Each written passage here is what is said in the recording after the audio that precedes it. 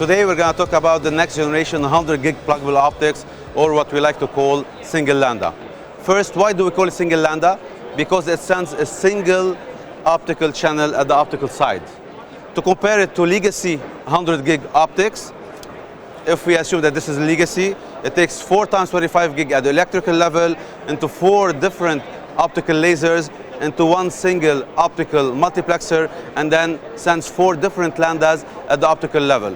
In the single lambda, we take the 4 electrical interfaces, we put a DSP ASIC chip inside, multiplex them at the electrical level, go out a single 100 gig channel, a single laser, and a single optical interface at 100 gig.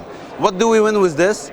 We have already cut 4 CDRs, 4 optical lasers, we only have 1, and we're not using an optical multiplexer. This will allow us to produce this in a much cost-effective way, which will even become more cost-effective as it scales with volume.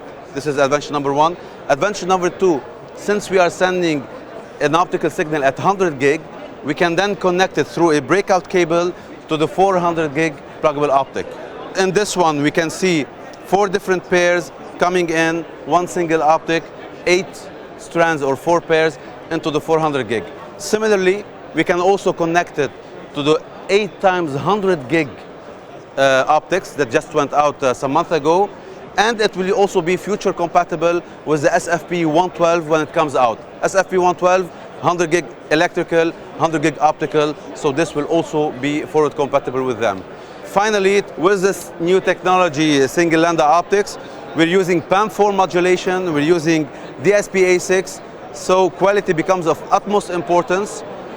And we at Cisco, we run our optics through very tough testing, sometimes 10 times more than what the standard requires, in order to give you unparalleled customer experience. So if you are using 100 gig pluggable optics in your data center or in your network, ask yourself the question, do we go legacy or do we go next generation 100 gig single lambda?